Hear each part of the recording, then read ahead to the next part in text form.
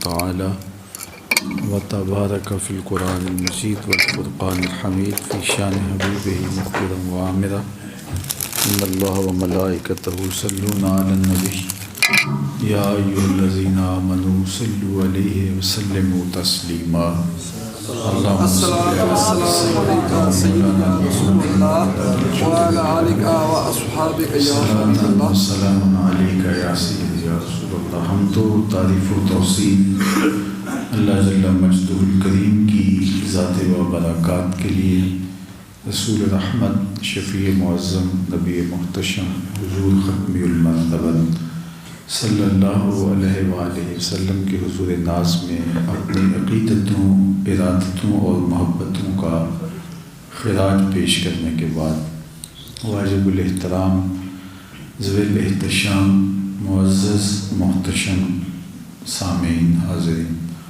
السلام علیکم ورحمۃ اللہ وبرکاتہ۔ وعلیکم السلام ورحمۃ اللہ وبرکاتہ۔ ہم کوئی بھی کام کرتے ہیں تو وہ کسی نہ کسی مقصد کے ساتھ جڑا ہوتا ہے۔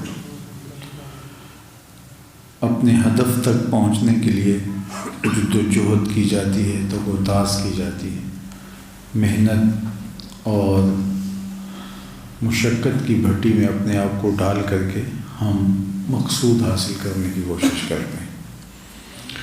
اگر ہماری جد و جہد اور ہماری تگوتاز کا کوئی مقصد، کوئی متعین ہدف نہ ہو تو جد و جہد پیدا ہی نہیں ہو پاتی۔ تو کوئی ایک منزل تو ہوتی ہے جس کی طرف ہم عازم سفر ہوتے ہیں۔ یہ پوری زندگی کا سفر جو ہم طے کر رہے ہیں یہ بے مقصد نہیں ہے، یہ کسی مقصد کے گرد گھومتا ہے۔ اور جو لوگ زندگی کی مقصدیت سے بے خبر ہو جاتے ہیں وہ ایک عجیب قسم کی غیر مطمئن زندگی گزارتے ہیں، اس لیے کہ ان کا کوئی طے شدہ ہدف نہیں ہوتا۔ اچھا، پھر وہ اپنی خواہشات کے اسیر ہو کے رہ جاتے ہیں اور ان کا خیال یہ ہوتا ہے کہ خواہشات کی تکمیل سے ہی ہمیں طمانینت اور سکون اور راحت حاصل ہوگی، اور زندگی کے قیمتی لمحات اپنی سفلی خواہشات کی تکمیل میں بسر کر دیتے ہیں، پھر ان میں اور ایک حیوان میں کوئی فرق باقی نہیں رہتا۔ قرآن مجید نے ایک مقام پر ہمیں ارشاد کیا، انسانی اس کمزوری کی طرف اشارہ کرتے ہوئے، اَيَحْسَبُ الْإِنسَانُ أَن يُتْرَكَ سُدًى، انسان یہ گمان کرتا ہے کہ اس کو سدھا چھوڑ دیا گیا ہے۔ جس طرح سدھا ایسے اونٹ کو کہتے ہیں جس کی مہار اس کی گردن پر ڈال دی جائے اور وہ کسی ضابطے کا پابند نہ ہو، اس کی مہار کوئی تھامنے والا ہی نہیں ہے، تو پھر وہ اپنی مرضی کا مالک ہوتا ہے، جدھر چاہے منہ اٹھائے اور چل پڑے، کسی کی کھیتی میں داخل ہو یا کسی کی چراگاہ میں، اور کسی گھاٹ پہ پانی پیے یا جس طرح اس کی زندگی، تو اس شترے بے مہار کو عربی میں سدھا کہتے ہیں۔ تو ایک اونٹ تو اپنی باغ دوڑ کسی سے چھڑا کے ایک شترے بے مہار بن جاتا ہے اور آوارگی کی زندگی بسر کرنے لگ جاتا ہے، لیکن ایک انسان جس کو اللہ کے احکام کا پابند کیا گیا ہے، کیا وہ بھی سدھا ہو سکتا ہے؟ تو کہا کہ نہیں، یہ انسان کی بھول ہے۔ وہ جب اپنے مقصد سے، اپنی تخلیق کی غرض و غایت سے نگاہیں ہٹا لیتا ہے تو وہ سمجھتا یہ ہے کہ میں اپنی من مرضی کا ہوں، جو چاہوں کروں، اور وہ ایک سدھا اونٹ کی طرح زندگی گزارنے لگ جاتا ہے اور اپنی خواہشات کا خود اسیر ہو جاتا ہے، لیکن حقیقت میں وہ سدھا ہو نہیں سکتا، اس لیے کہ اس کے تخلیق کرنے والے نے اس کی تخلیق کا مقصد متعین کیا ہے۔ وہ اپنی خواہشات کا غلام نہیں بلکہ اپنے رب کا غلام ہے۔ بے شک بے شک اور اس کی زندگی انہی خطوط پہ چل کر کے اپنے مقصد کو حاصل کرے گی. اور اگر وہ آوارگی کی زندگی گزارتا رہے گا تو ایک لمحہ اور ایک ساعت تو اسے کچھ لگے گا کہ میں اپنی خواہش کا شخص ہوں، لیکن نتیجہ جب ہاتھ نہیں آئے گا تو پھر عدم اطمینان کا شکار ہو جائے گا. تو ایک اونٹ تو سدھا ہو سکتا ہے اور ایک انسان سدھا نہیں ہو سکتا. امام غزالی علیہ رحمہ نے فرمایا کہ اللہ نے 3 طرح کی مخلوقیں پیدا کی ہیں. ایک مخلوق وہ پیدا کی ہے جس میں فہم و فراست رکھا ہے لیکن شہوات نہیں رکھی گئی. ایک مخلوق ایسی پیدا کی ہے جس میں شہوات رکھی گئی ہیں، نفسانی اغراض رکھی گئی ہیں، لیکن فہم و فراست سے اسے محروم رکھا گیا. اور ایک مخلوق ایسی ہے جس کو فہم و فراست بھی عطا کیا گیا ہے اور اسے شہوات کی آزمائش میں بھی ڈالا گیا ہے. جو مخلوق شہوات سے محروم ہے اور اس کے اندر عقل و فہم رکھا گیا ہے وہ فرشتے ہیں. بے شک بے شک. اور جو مخلوق فہم و فراست سے محروم ہے لیکن شہوات ہی شہوات ہیں، نفسانی خواہشات ہیں، عقل و شرب کی خواہشات ہیں، جنسی خواہشات ہیں، وہ بہائم ہیں، چوپائے ہیں، جانور ہیں. تیسری مخلوق جس کو عقل و شرب اور جنسی خواہشات کی آزمائش میں بھی مبتلا کیا گیا اور اس کو فہم و ادراک بھی عطا کیا گیا، وہ حضرت انسان ہے. سبحان اللہ. اب یہ اس جگہ پہ کھڑا ہے. اب اگر یہ عقل و خرد اور فہم و ادراک کے پیچھے چل کے اپنی منزل حاصل کرنے کی کوشش کرتا ہے تو یہ پھر فرشتوں سے بھی افضل قرار پاتا ہے. سبحان اللہ. اور اگر یہ فہم و فراست کو چھٹی دے دیتا ہے اور خواہشات نفسانیہ کا اسیر و غلام بن جاتا ہے تو پھر یہ چوپایوں سے بھی بدتر ہو جاتا ہے. اولئک کالانعام بل ہم اضل.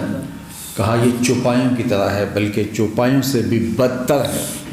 اضل اس میں تفضیل کا صیغہ ہے جس کو آپ سپرلیٹو ڈگری کہتے ہیں، یعنی انتہائی درجہ اضل، ذلیل ترین اور ان سے بھی گیا گزرا.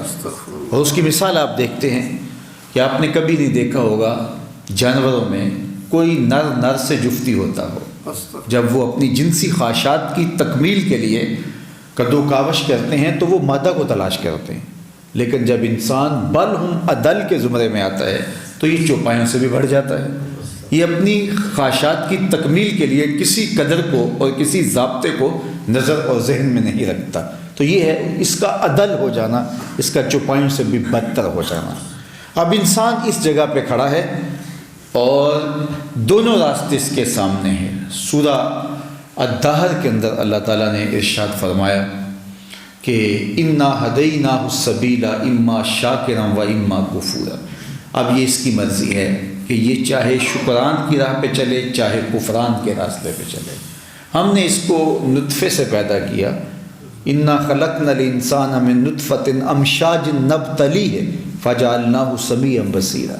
ہم اس کو آزمانے کے لیے اس کی تخلیق کی ہے اور ہم چاہتے ہیں کہ اس کی پرکھ کریں، اس کو آزمائیں. اسے امتحان کی بھٹی میں ڈالا گیا ہے.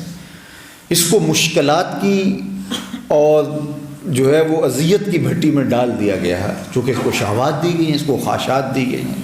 اور یہی اس کا وہ وصف ہے جو اس کو فرشتوں سے نمایاں کرتا ہے. دیکھیے ایک نابینا شخص اگر کہے کہ میں آج تک کبھی سنیما گھر گیا ہی نہیں اور آج تک کبھی میں نے نامحرم کو دیکھا ہی نہیں اور آج تک میں نے کوئی ایسا منظر کہ جس کو فحش کہا جا سکے دیکھا ہی نہیں، تو یہ ایک نابینے کا کمال کہلائے گا؟ نہیں. اس لیے نہیں کہلائے گا کہ وہ دیکھ ہی نہیں سکتا. کمال اس کا ہے کہ جس کی آنکھوں میں جلوے ہیں اور جس کی نظر میں تیزیاں ہیں اور حسن پوری رعنائیوں کے ساتھ اس کے سامنے موجود ہے، لیکن وہ اپنے رب سے ڈرتے ہوئے اپنی نظر کو پھیر لیتا ہے. کمال اس شخص کا ہے. تو کمال اسی کا ہے کہ جو یہ خواہشات رکھنے کے باوجود اپنی خواہشات کو کنٹرول کرتا ہے، اپنی خواہشات کو قابو میں رکھتا ہے. میرے اور آپ کے آقا و مولا حضور نبی رحمت صلی اللہ علیہ وآلہ وسلم نے ارشاد فرمایا 7 اشخاص ایسے ہیں قیامت کے دن جب کوئی سایہ نہیں ہوگا، ان کو اللہ اپنے عرش کا سایہ عطا کرے گا، اپنے سایہ رحمت میں جگہ دے گا۔ ان میں سے ایک شخص کا ذکر کرتے ہوئے میں وَرَجُلٌ دَعَتْهُ امرأة ذات منصب و جمال فقال انی اخاف اللہ، وہ شخص جس کو کسی عورت نے دعوت گناہ دی اور وہ صاحب منصب بھی تھی، صاحب جمال بھی تھی، اس کی ایک ایک ادا سے جو ہے وہ حسن پھوٹتا تھا، اور وہ حسن قدموں میں بچھنے کے لیے خود بےتاب ہوا، اور اس نے اس قدموں میں بچھتے ہوئے حسن کی پیشکش کو مسترد کرتے ہوئے کہا انی اخاف اللہ، میں تیری بات کیسے مانوں، مجھے اللہ کا ڈر آتا ہے، مجھے اللہ کا خوف مارتا ہے، میں تیری بات نہیں مان سکتا۔ یہ کہہ کے اس نے اس خواہش کو ترک کر دیا اور قدموں میں بچھتے ہوئے حسن کی پیشکش کو مسترد کر دیا۔ میرے اور آپ کے آقا و مولا فرماتے ہیں قیامت کے دن جب کوئی سایہ نہیں ہوگا، اللہ اسے قیامت کے دن عرش کا ٹھنڈا سایہ عطا کرے، کیونکہ اس نے میسر ہونے کے باوجود چھوڑا۔ خواہشات بھی دیوانی تھی، آرزویں بھی پگلی تھی، اس کا دل بھی مچلتا تھا، ارمان بھی بے تاب تھے، جوانی کا زور بھی تھا، اور حالات بھی ایسے میسر آ گئے، لیکن اس نے کہا کہ جو ہے میں اپنے اللہ سے ڈرتا ہوں۔ تو پھر جب انی اخاف اللہ کہہ کے اس نے اس پیشکش کو مسترد کر دیا، تو اصل کمال تو اس کا ہوا نا، اصل آرزو تو اس کی جو ہے آرزو کو تو اس نے روکا نا، اللہ سے ڈر کر کے اپنی خواہشات کے اوپر پہرے تو اس نے بٹھائے نا، اور پھر تحسین بھی اسی کی ہوگی کہ جو قدرت رکھنے کے باوجود گناہ کو چھوڑتا ہے، قدرت رکھنے کے باوجود اور طاقت رکھنے کے باوجود گناہ کو چھوڑتا ہے۔ جناب یوسف علیہ السلام کی کہانی ہم دیکھتے ہیں کہ جب سارے دروازے مکفل کر دیے گئے اور بت کے اوپر بھی موٹا کپڑا ڈال کر کے زلیخا نے کہا کہ ہے تلک، اب تو آ جاؤ نا، اب تو کوئی نہیں دیکھ رہا، اللہ اکبر، تو جناب یوسف علیہ السلام بولے کہ تو دروازے بند کر کے لوگوں کی نگاہوں سے چھپ گئی، اور اس جھوٹے معبود سے جس کی بے نور آنکھیں دیکھ بھی نہیں سکتی، لیکن تو اس سے پھر بھی حیا کرتی ہے کہ یہ میرا معبود ہے، اور اس کے اوپر بھی تو نے موٹا کپڑا ڈال لیا، اور تو اس سے حیا کرتی ہے جس کی آنکھیں دیکھ نہیں سکتی، اور میں اس سمیع و بصیر سے حیا نہ کروں جو ساتویں کنڈلی میں بھی دیکھتا ہے۔ اور پھر اتنی روشنیاں برسی کہ گناہ کا تصور بھی محال ہو گیا۔ تو یہ یقین جب آپ کے ساتھ جڑا ہے کہ میرا اللہ مجھے دیکھ رہا ہے، اور آپ گناہ کو ترک کرتے ہیں، جب گناہ کی پیشکش کی جا سکتی ہے، وہ کسی طرز کا بھی گناہ ہو سکتا ہے، رشوت پہ آپ کو پیش کی جاتی ہے، مال دیا جاتا ہے، کسی طرح سے بھی آپ کو کوئی پیشکش ہوتی ہے، اور آپ اس لیے اس کو ترک کرتے ہیں کہ میرے رب کے حکم کے برعکس چیز ہے، اور میں اپنے رب کے حکم کو کبھی بھی نہیں بھولنے پاؤں گا، تو پھر اللہ کی رحمتیں چھم چھم برستی ہیں۔ تو یہی تو بندے کا امتحان ہوتا ہے۔ تو امام غزالی بولے کہ 3 طرح کی مخلوقات ہیں، ایک مخلوق وہ ہے جن میں شہوات رکھی ہی نہیں گئی، تو اگر وہ تقدس مآب ہیں تو وہ تقدس مآب ہی ہوں گے، چونکہ ان کے اندر خواہشات رکھی ہی نہیں گئی ہیں، ان کی آنکھ بھٹک ہی نہیں سکتی، ان کا خیال بہک ہی نہیں سکتا، ان کی سوچوں میں آوارگی آ ہی نہیں سکتی، ان کے اندر جنسی آرزو اور تمنا ہی نہیں رکھی گئی، تو جلوے قطار اندر قطار بھی ہوں تو کیا فرق پڑتا ہے۔ اور دوسری جانب جن کو فہم و ادراک ہی نہیں دیا گیا، تو وہ اپنے نفس کی خواہشات کی تکمیل کے لیے ہی لگے رہیں گے، ان کے سامنے دوسرا پہلو ہی نہیں ہے، انہیں مکلف ہی نہیں بنایا گیا، انہیں کسی چیز کا پابند ہی نہیں بنایا گیا، تو ان سے پوچھا نہیں جائے گا۔ اور اگر کوئی ایسا شخص انسان بھی ہو لیکن وہ فہم و ادراک سے عاری ہو تو اس سے بھی نہیں پوچھا جائے گا، اس سے بھی قلم اٹھا لیا گیا۔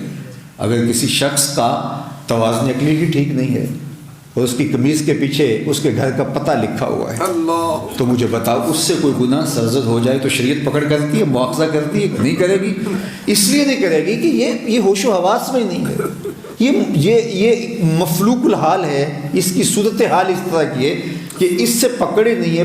جو پکڑ ہوتی ہے وہ آپ کو جو دی گئی اللہ کی طرف سے عقل ہے، جو فہم دیا ہے، جو ادراک دیا ہے، جو اس نے آپ کو تمیز دی ہے، اس تمیز کی وجہ سے آپ جانتے ہیں کہ میں ادھر گیا تو میرا رب کی ناراضگی ہے، اور آپ جانتے بوجھتے بھی جاتے ہیں تو پھر رب کی ناراضگی ہوگی۔ تو اس لیے مجھے اور آپ کو دیکھنا ہے کہ ہم اپنی زندگی کس طرح گزارنی ہے، اپنی خواہش کے پیچھے لگ کے گزارنی ہے یا اپنے رب کی مرضی کے مطابق گزارنی ہے۔ اور جو لوگ اپنی زندگیاں اللہ کی مرضی کے مطابق گزار دیتے ہیں اور اللہ کی رضا پہ راضی ہو جاتے ہیں تو پھر وقت آخر ان کو آواز آتی ہے یا ایتھا النفس المطمئنہ ارجعی الی ربک راضیۃ مرضیہ فادخلی فی عبادی وادخلی جنتی۔ اے نفس مطمئنہ آ جا اس حال میں کہ تیرا رب تجھ پہ راضی اور تو اپنے رب پہ راضی، سبحان اللہ، میرے بندوں میں داخل ہو جا اور میری جنت میں داخل ہو جا۔ سبحان اللہ، تو کہا کہ رب ان پہ راضی اور وہ رب پہ راضی۔ اور یہاں علماء نے ایک بڑی خوبصورت بات لکھی ہے، کہا کہ بندے کا رب پہ راضی ہونا یہ آسان ہے کہ کسی بندے پہ رب راضی ہو جائے، وہ تو کریم ہے۔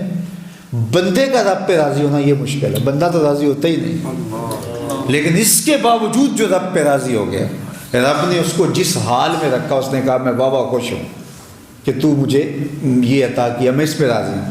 جو اللہ کی طرف سے اس کا مقسوم تھا اس پہ راضی ہو گیا، ایک تو اس کی زندگی سوکھی ہو گئی۔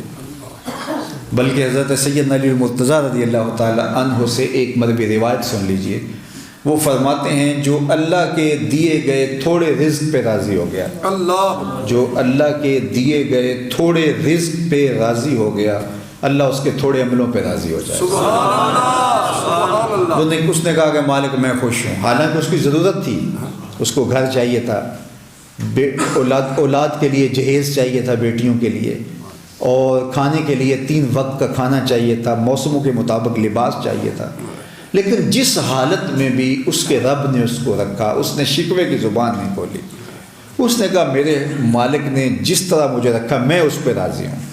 تو جو اللہ کے دیے گئے تھوڑے رزق پہ راضی ہو گیا، ضرورت مند ہو کے بھی راضی ہو گیا، تو اللہ تو ضرورت مند نہیں ہے، اس کو تو عملوں کی لوڑ نہیں ہے۔ تو کہا جو میرے دیے گئے تھوڑے رزق پہ بھی راضی ہو گیا، میں اس کے تھوڑے عملوں پہ راضی ہو جاؤں۔ سبحان اللہ، اور اس کا معکوس کیا ہے؟ جو اللہ کے دیے گئے زیادہ پہ بھی راضی نہ ہوا، ذرا اس پہلو کو بھی دیکھیے۔ ایک تو وہ ہے جو اللہ کے دیے گئے تھوڑے رزق پہ راضی ہو گیا، اللہ اس کے تھوڑے عملوں پہ راضی ہو جائے گا، اور جو اللہ کے دیے گئے زیادہ پہ راضی بھی نہ ہوا، اللہ نے اس کو نوازا، اس کو گھر دیا، اس کو مال دیا، بینک بیلنس دیا، گاڑیاں دی، عالی نصب موبائل دیے، اس کو دوستیاں دی، اس کو ماں باپ کا سایہ دیا، اس کو بہن بھائی دیے، اس کو خوبصورت ماحول دیا، اس کو عزت سے نوازا، اس کو منصب دیا، لیکن ہر وقت وہ شکوے کی زبان ہی کھولے رکھتا ہے۔ ہر وقت وہ اسے پوچھے جناب کیا حال ہے، تو وہ بڑی مشکل ہے، ہاں بس ٹھیک چل ہی رہا ہے، اس کا بھی چل ہی رہا ہے۔ جس کو اللہ نے نواز دیا، اتنا نواز دیا کہ جتنا خرچہ اس کے گھر کا ہے، اتنے خرچے سے 10 گھر چلتے ہیں، غریبوں کے 10 گھر اس ایک شخص کے خرچے سے چلتے ہیں، لیکن وہ پھر بھی راضی نہیں ہے۔ تو جو اللہ کے دیے گئے تھوڑے پہ راضی ہو گیا، اللہ اس کے تھوڑے عملوں پہ راضی ہو گیا، اور جو اللہ کے دیے زیادہ پہ بھی راضی نہ ہوا، تو پھر وہ سوچے کہ اس کا حساب کیسے ہوگا، وہ پھر کس مشکل میں پھنسے گا، تو وہ پھر ایک کیسی اذیت سے گزرے گا۔ تو یہ اس کا معکوس ہے۔ اس لیے اللہ کے اوپر راضی ہو جانا، اللہ کی رضا پہ راضی ہو جانا، یہ کسی بندے کی زندگی کا جمال ہے، اور اللہ پہ راضی ہو جانے والا ہی مطمئن زندگی گزارتا ہے۔ کسی نے واصف علی واصف مرحوم سے پوچھا تھا کہ غم کیا ہے، تو اس نے کہا کہ اللہ کی مرضی اور اپنی مرضی میں فرق کا نام غم ہے۔ غم کی تعریف یہ ہے کہ اللہ کی مرضی اور اپنی مرضی میں فرق کا نام غم ہے۔ اللہ چاہے بارش ہو، بندہ چاہے نہ ہو، تو پھر ہوگا تو وہی جو اللہ چاہے گا، بے شک، تو بندہ دکھی ہو جائے گا یہ کیا ہو رہا ہے۔ لیکن اگر بندہ اپنی رضا کو اس کی رضا میں گم کر دے تو موج کرے گا، سبحان اللہ، پھر تو دکھ میں بھی وہ لطف لے گا نا، دکھ میں بھی سرور آئے گا نا، جے سونا میرے دکھ وچ راضی تے میں سکھ نو چلے ڈا۔ بلکہ میاں صاحب کا ایک اور لہجہ دیکھیے کتنا دل آویز ہے کہ دکھ ہمیشہ تے سکھ کدائیں۔ اللہ، انسان کی زندگی کے اندر سکھ تھوڑے ہیں، دکھ زیادہ ہیں۔ بے شک، انسان زندگی کا موازنہ کر رہے ہیں کہ جب انسان کا خمیر تیار کیا گیا تھا تو 39 دن تک اس کے خمیر پر غموں کی بارش ہوئی، اللہ، اور 1 دن خوشی کی بارش ہوئی۔ تو خوشیاں اور غم اسی تناسب سے ہیں، غم زیادہ ہیں، خوشیاں تھوڑی ہیں۔ اور پھر آپ کو پتہ ہے غم دیر پا ہوتا ہے، آتا ہے، چمٹ جاتا ہے، جڑ جاتا ہے، اور پھر ساری زندگی ختم ہی نہیں ہوتا، بھولتا ہی نہیں ہے، لگا رہتا ہے۔ خوشی کے موقع پہ بھی یاد آ جائے تو خوشی بھی زائل ہو جاتی ہے، لیکن خوشی آتی ہے پھول جھڑی کی طرح، پھوٹتی اور چلی جاتی ہے۔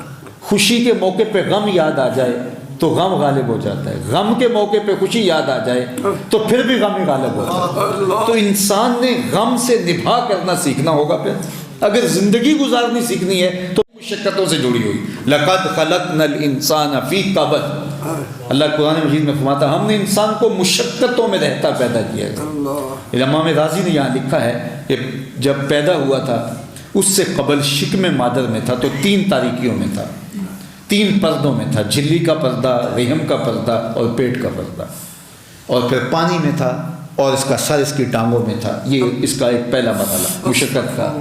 پھر پیدائش کا دوسرا لمحہ، زچہ بچہ دونوں کے لیے موت و حیات کے لمحے ہیں، یہ دوسرا مرحلہ پیش آیا۔ پھر اس کے بعد پیدا ہو گیا، زبان ہے بولنا ہی نہیں جانتا، دیکھتا ہے پہچانتا نہیں، سنتا ہے سمجھتا نہیں، پاؤں ہیں چل نہیں سکتا، ہاتھ ہیں پکڑ نہیں سکتا۔ دکھاؤ کتنی مصیبت بن گئی نا۔ یہ تو ہمیں وہ یاد نہیں ہے، کہانی بھول گئے ہوئے نا، بڑے ہو گئے تو بھول گئے۔ کتنی مصیبت ہے، زبان بھی ہو تو بول نہ سکیں، سن بھی رہے ہیں کہ یہ ماں بات کر رہی ہے، باپ بات کر رہا ہے، یہ بھائی بات کر رہا ہے، کوئی مبارک دے رہے ہیں، کوئی بلائیں لے رہے ہیں، لیکن سمجھ نہیں آ رہی یہ کیا ہو رہا ہے۔ تو وہ کتنی مشقت تھی، مشقت کا یہ تیسرا مرحلہ تھا۔ پھر یہ سب کچھ سیکھنا پڑا، بولنا بھی سیکھنا پڑا، چلنا بھی سیکھنا پڑا، سب کچھ سیکھنا پڑا، یہ تیسرا مرحلہ تھا۔ پھر اس کے بعد تھوڑا بڑا ہوا تو یہ سیکھنے کے عمل سے گزرا تو جوانی آئی۔ تو کہتے ہیں جوانی سب سے قیمتی دور ہے، لیکن سب سے بڑی آزمائش جوانی ہے۔ اگر اس کو تقدس مآب انداز سے گزارنا ہو، منزل تک پہنچانا ہو اور اس کی عصمت کے جوہر پر حرف نہ آنے دینا ہو تو جوانی کو منزل آشنا کرنا یہ سب سے مشکل مرحلہ ہے۔ وہ کیا کسی نے کہا تھا، کتاب زیست کا ایک اور باب ختم ہوا، شباب ختم ہوا، ایک عذاب ختم ہوا۔ تو شباب ایک بہت بڑا امتحان تھا۔